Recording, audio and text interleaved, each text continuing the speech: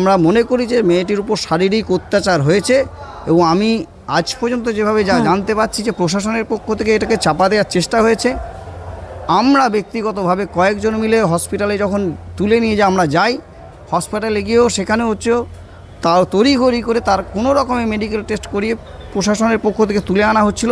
আমরা ওখানেই প্রশাসনের বিরুদ্ধে ক্ষোভ জানিয়েছি। আমরা বলছি এই ধরনের ঘটনা যারা দোষী তাদের চিহ্নিত করতে হবে এবং শাস্তি দিতে হবে, এটা কোনো একজন ব্যক্তির ঘটনা নয়।